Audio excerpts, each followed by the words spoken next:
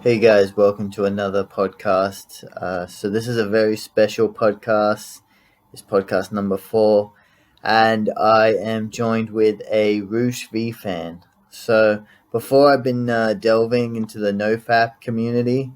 Um, this time I've been missing Roosh V. I know I'm following his. I've been following his stuff, and I know he's outside traveling, and the Roosh V hour hasn't happened in so many months, and I just need to hear someone's perspective of the world that has similar thinking like Roosh V, and so I thought I'd tap into his fans, do an interview, and I found a young man called Donovan.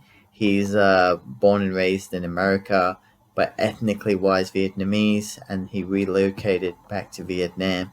And he shares his experience, with the society, the women there, and it was a cool podcast. I had a good time, so enjoy.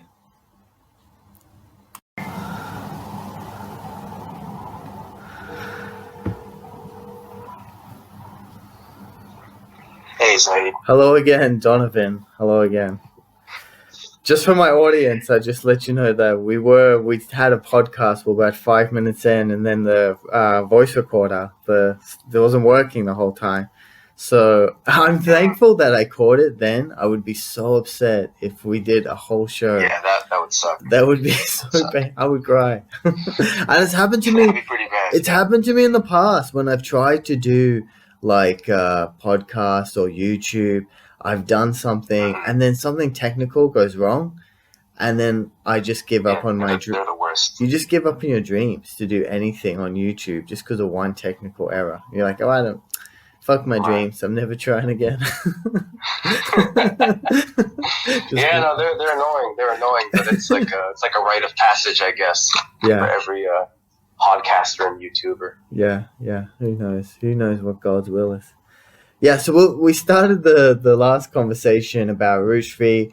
I was just telling my audience that you're the first Roosh V fan I'm interviewing.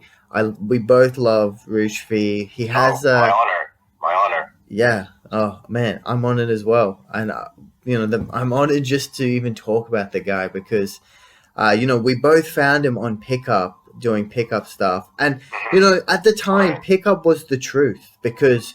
I don't know about you, but I was on the ground looking at the women and I thought I had a nice job.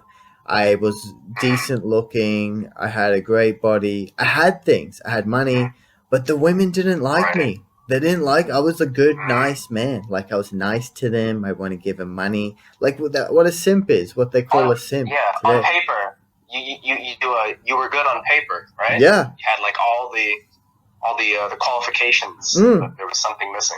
Really? Yeah. I was like, my mommy told me I was handsome, and I would tell them, I'm like, my mommy. I hate that. I'm like, my mommy says I'm good looking, and they'd be like, get away from me, and I'm like, I don't get it. That's the worst. Yeah. Yeah, that's the worst. So that really messes with you. Like when your parents say that you're good looking, and then. You're like, okay, then why am I not getting girls? That can really like mess a guy up. Yeah. Well, I mean, at the start, that's what you start to lay it on yourself. You're like, am I doing something wrong? And you start to work out like, what is wrong about me that I'm not attractive to something women? Must be wrong with me. Yeah. Yeah, you blame yourself. Yeah, and that's when we got into the pickup community. We started thinking like, okay, I'm not confident enough. I got to say these lines. I got to be like, you said you like David D'Angelo. I used to look at his stuff as well. The cocky and funny. Be a jerk. Like, be a bad boy. Be a jerk. Yeah. And and that stuff. It worked. It worked though. It worked. Right. And I think from what I understand, with your journey, that God is a big part of your life, and God's a big part of my life too. It's that stuff works, but it's not sustainable. I think. Yeah, you're right. I think your conscience takes a hit. And I think Roosh kind of reached like the same conclusion that like it's a good phase, I think, but it's not entirely sustainable, and and I think we're going to get into that a little bit later. Yeah, well, it's totally unfulfilling. Totally, it's even like I had the one night stands, and like I would just walk away like feeling like gross. I would feel like kind of ashamed of myself after I would do that. And I just think like, why did I put in all that effort? Like I went to the club, got rejected a million times, talked to these women that I hate. They're just so mean to me. And then I finally at 2 a.m. found some easy drunk girl. And then I slept with her, and it was just messy and it was gross, and she smelled of alcohol, and we both just it wasn't enjoyable, man. It was more pain than pleasure. So and you just attract the wrong people, like I mean it works. Yeah, you're right. Like we said, it works. But it just works in attracting the wrong type of person, like just a person that has problems. Like what kind of girl wants to be insulted and be treated badly? Yeah, I mean, like what girl wants to go out at 2 or 3 or whatever in the morning and then just hook up with a random guy? I mean, like, I think if that's like a once in a while thing, if it happens, it happens, because it's definitely happened to me. But like as a lifestyle, like that's. Like that's what Roosh was calling it, like junk food sex. I mean, like junk food sex happens every once in a while. Like, all right, whatever. But like, if you're just constantly sustaining yourself on a diet of junk food sex, it's not fulfilling. It's like you said, Zai, you feel gross. And for me, it was like, I'd have sex with a girl, and then I'd go to the bathroom to wash up, and I'd look at myself in the mirror, and it's like I would ask myself the question: is this enough? Am I happy yet? How many more girls until I feel good about myself? Yeah, exactly. I was interested because you're from Vietnam, and so wait a minute, you went to the United States to study. Am I correct? Here's the thing. Here's the thing. I was born in the States, so I'm my nationality is American by birth. My parents, so I'm American. I'm pretty American, all right. So yeah, you sound American.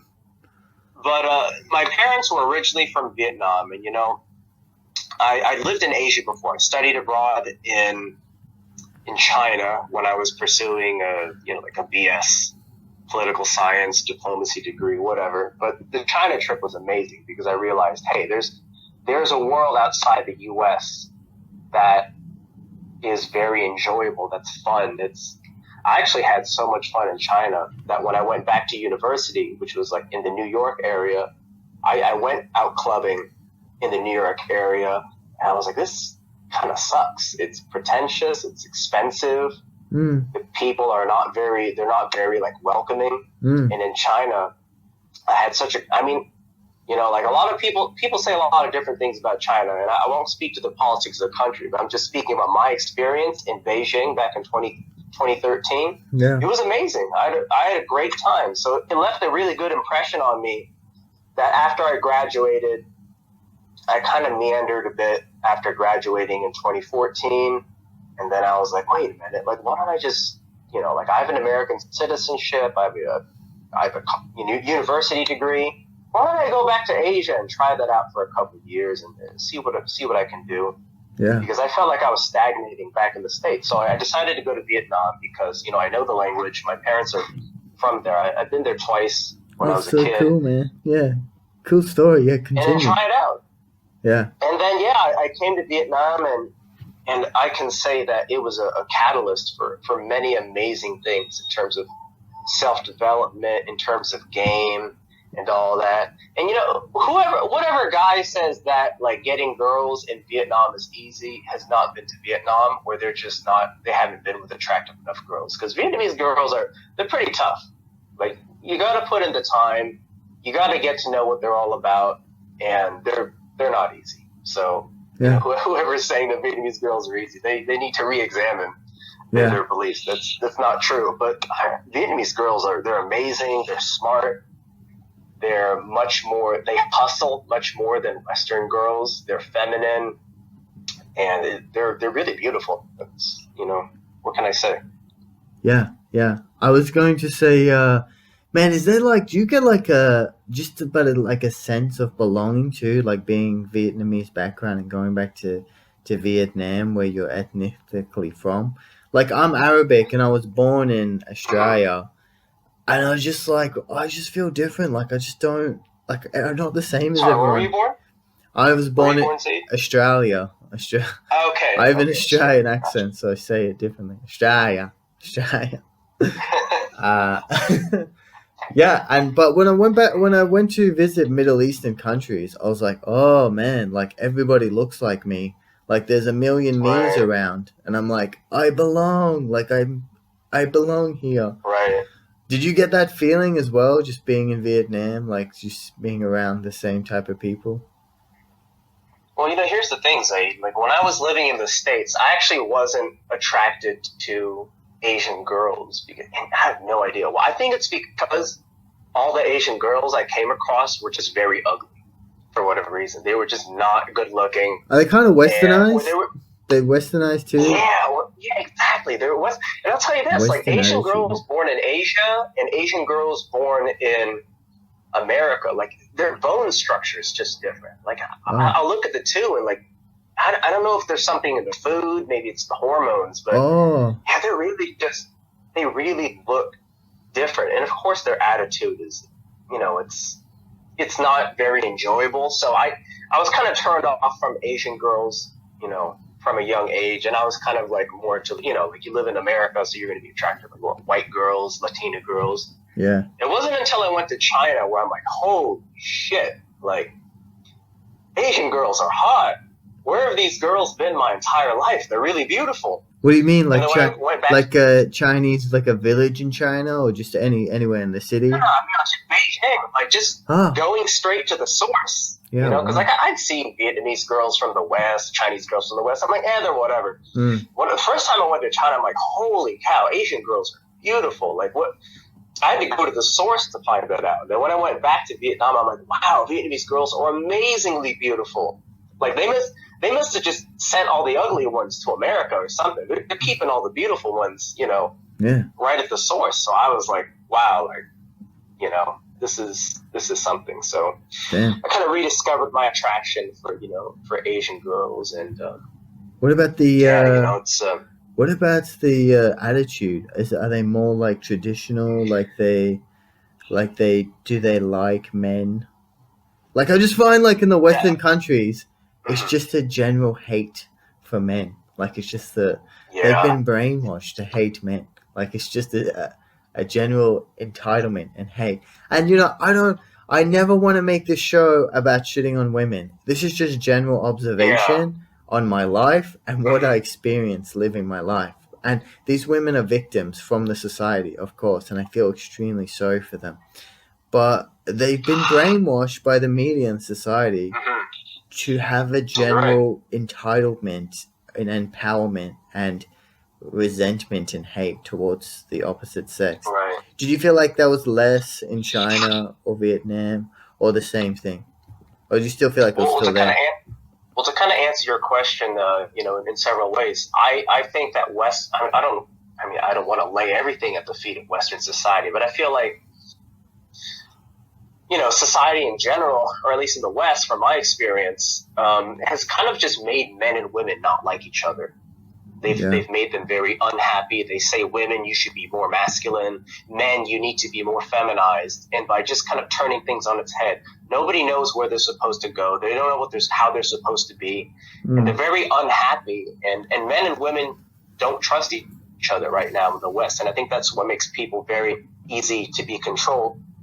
To address the second part of your question, yeah, women are definitely much more feminine in Vietnam. They do want, I think they do prefer, a more traditionally masculine guy.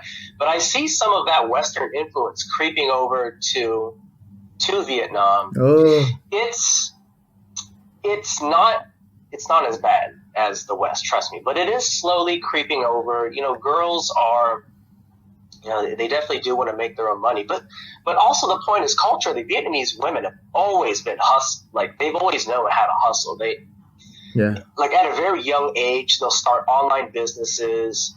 Like at 15, they'll have like an online shop. They'll be like, Vietnamese people just know how to hustle. So I think just culturally, women in Vietnam are they're more able to make money on their own, but they still want to be taken care of. They still want a man. And I think it's a great time, at least right now, to be in Vietnam and to be a guy who's, plugged in to how things are, working out, having your own business, because I've actually taken a look at the quality of guys that girls are dating. The bar is actually quite low. Like there's a lot of cute girls with, as Roosh would say, busted guys, right? Does Vietnam pass the busted guys test? It kind of does. But I think that's because girls want a guy who, they want a good-looking guy. If you're well-built, that's great. But they really prefer a guy who can provide. That's very important to girls here. So if you can provide, if you're a man of means, if you got like an online business or whatever, if you got a good job, you'll do fine. Yeah. So to answer your question, girls here are quite feminine. They're losing their sense of tradition. I don't know how far it's going to go with all the Western influence, but I think the culture in Vietnam is strong enough that it's able to resist, for a long time. I don't know. We'll see. Yeah, nice. I agree with you completely. I'm currently living in Ukraine at the moment, and I see that it's starting to get westernized as well. I see the I heard about that. The TikToking. They do the TikToking a lot now on the street. They just a lot of selfies, a lot of ego gratification, like trying to get attention for minimal clothing and selfies, and it's like, no, you're turning into them. But social media was made for female gratification. It's tailored to pump up a girl's ego, and it's tailored to make guys simp. Yeah, have you noticed on Instagram, Instagram's just becoming like light porn and nobody's saying anything. Are you getting when you hit the discover button on Instagram, does it just show you just women in bikinis, in yoga pants, doing the bum shots and the twerking? That's all I get. I just get a million photos of that. Yeah, I think I don't know if there's some Illuminati or whatever trying to influence all this, but I have noticed that it is basically like softcore porn in many regards, and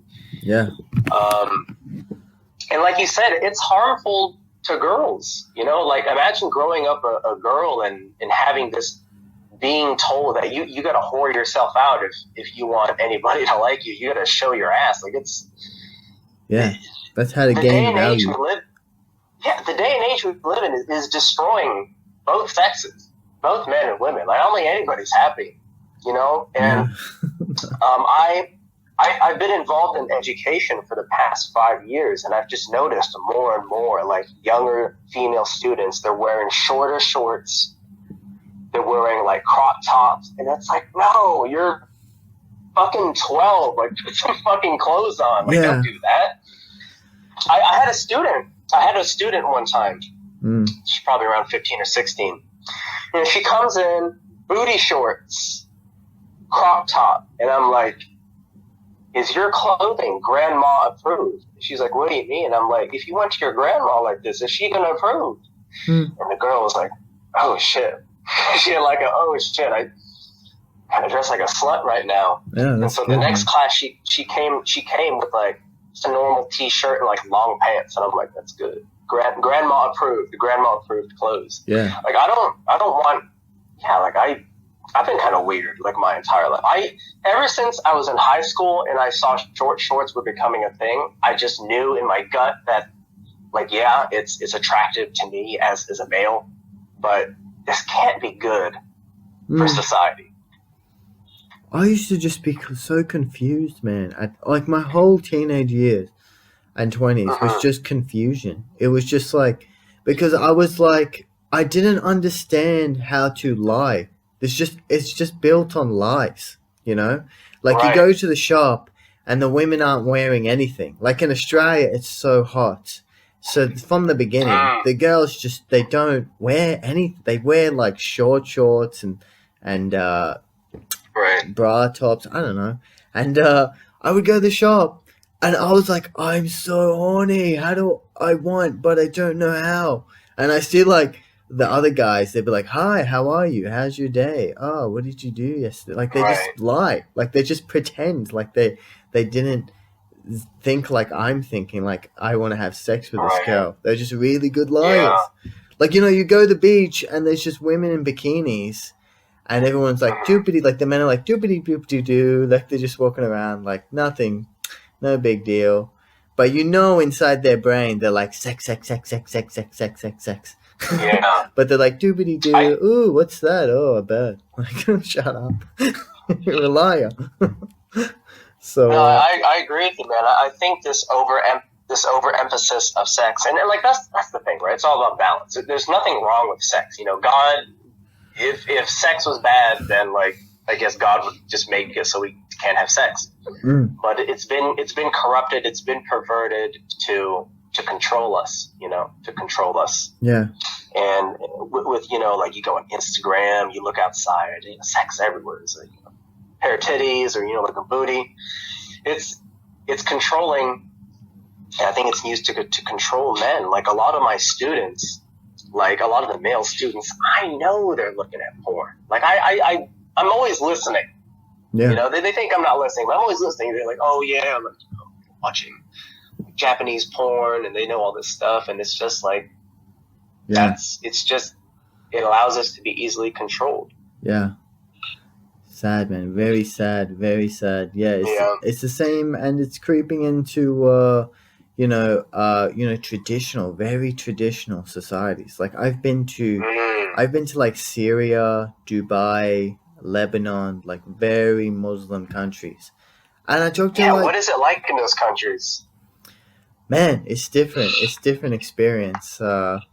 They still have they still do the tradition on the outside. Like everything is cloaked Right. as the tradition on the outside, but like the Western media is being filled in is being creeping into their homes and to their thinking. Right. And what happens is they want to follow the West, but they have like the tradition of the Eastern tradition on the streets, and nobody wants to Right. break free. They're scared to break free from the mainstream. So traditionally they're Mm. traditional on the streets, but they're thinking and inside their houses they're not. So it's very Right. it's very I talk to a lot of my cousins and just the other people that experience it, and they say like it's very hypocritical, like Mm. so the and I was It's the gonna same. say It's the same way in Vietnam. It's the same way in Vietnam, actually. oh really? Yeah, like a lot of foreigners when they come here, they'll be like, "Oh, Vietnamese girls, like they're so traditional. I was gonna They're say so after. like nice. They're so like nice girls." But like, I'm not saying they're not nice, but like they're pretty freaky. Like they try to keep up appearances. I feel like this is an Asian thing, and in some regards that might extend to the Middle East as well. Yeah. Kind of part of Asia. But yeah, like it's very like keeping up appearances on the outside, and behind closed doors, like people get freaky. Yeah. Like a lot of guys think, oh, like an Asian girl won't kiss me on the first date. It's like back when I was like going crazy with game, like I had something to prove. Like I'd sleep with a lot of girls on first dates. Like that was a normal thing. Like I approached a Wait. a In America or in Vietnam? no, in Vietnam. Oh. Vietnam. Like straight up, I almost, there was a girl who was, she was begging me to like take her home and have sex with her. Like it was that's what it's like, like people don't know, but that's what it's like. I approached a girl one time in the mall, chatted her up. We hooked up a few times, and she was like, I got to tell you something.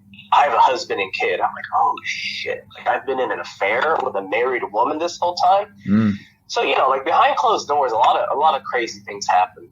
Yeah. So yeah, when you were talking about like how like in the Middle East or how in Syria, people, that's kind of how people think. I'm like, yeah, it's that way in Vietnam as well. Yeah, I think in terms of spirituality, like the West is ahead, because what's happened is that the Western society, anything goes, right? They're like, here's the reins, whatever you want to do, right?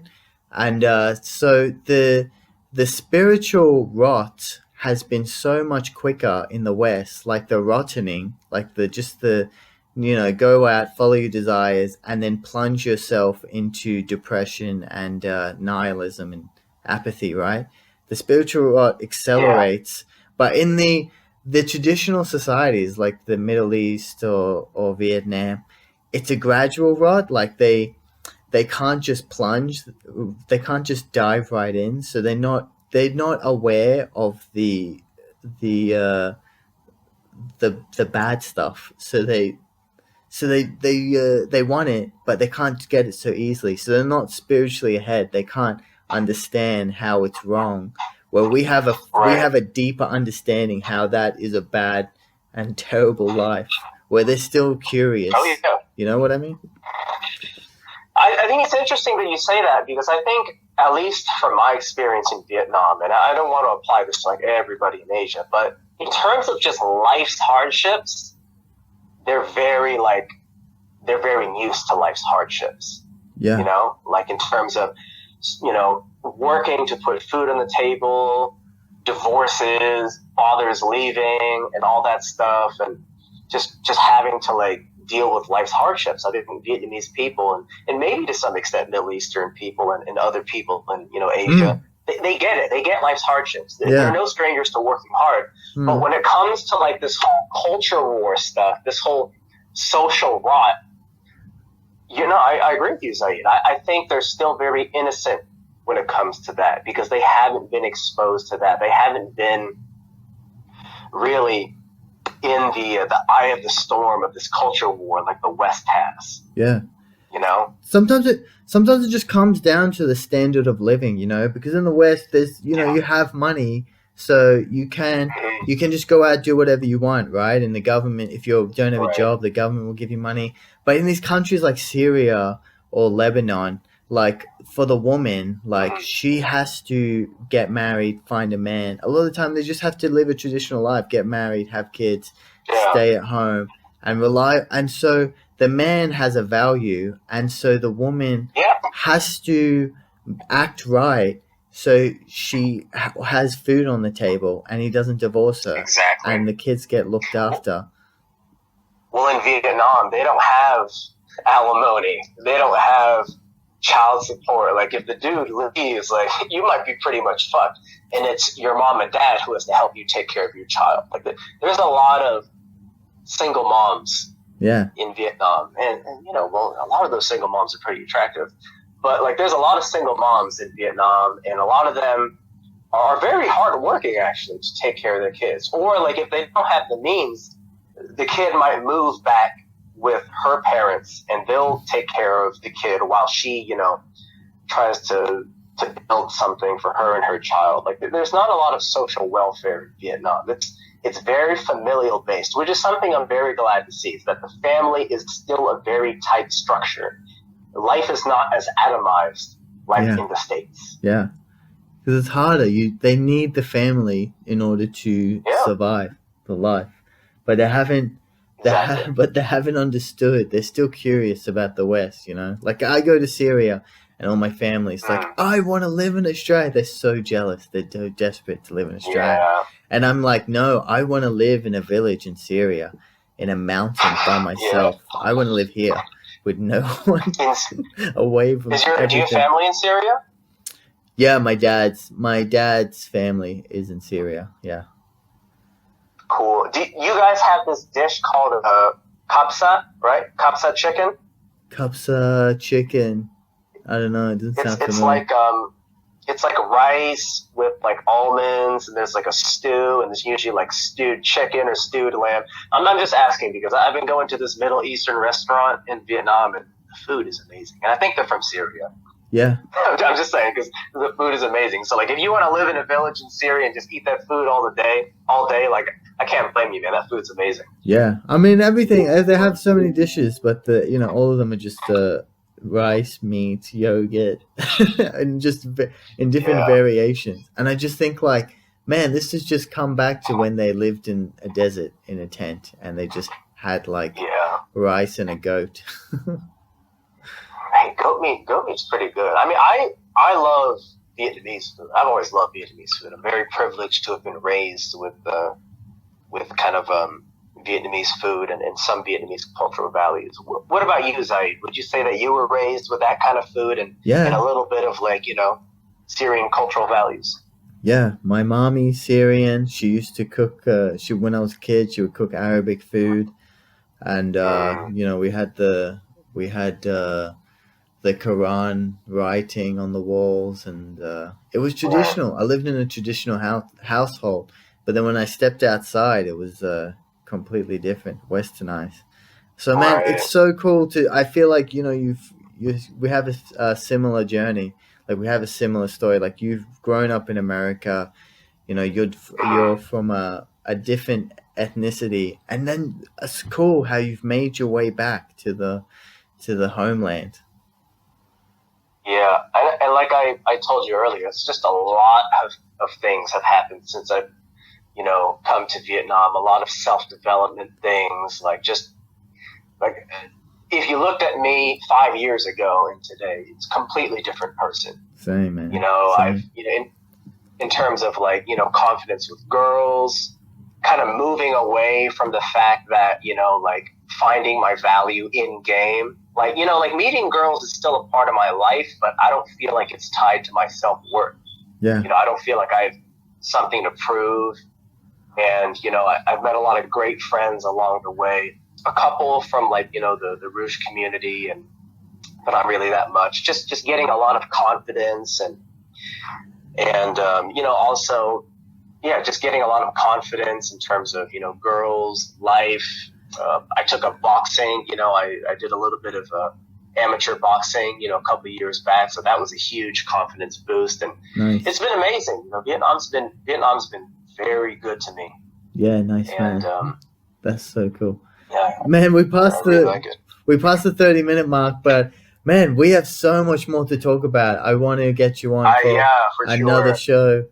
Inshallah. No, I've enjoyed talking about these things. I think we have an absolute well of material and things that we can talk about, on your end as well as mine. Man, a lot. I think of so many topics. Like I think we touched on society a little bit, but I wanted to delve more into society and the future and God as well. I know you're a believer, which is so cool. So I'd love to talk about God and your journey and how you discovered Him. So we'll talk about that on the next show. This was absolutely honor and pleasure, Donovan. Thank you for joining me on the show. It's been my honor. Look forward to the next one. Me too, man. All right. I'll see you then. All right, man. You have a good day. Take care. Bye. What a cool guy. What a cool guy. And we both have the similar lifestyles. His thinking is very on point as well. So yeah, I hope you guys enjoyed the show. Be on the next podcast. I'm gonna try and invite Donovan again. Be on the lookout for that. And this is No Gratification. My name's Zaid Al-Asfar. Bye.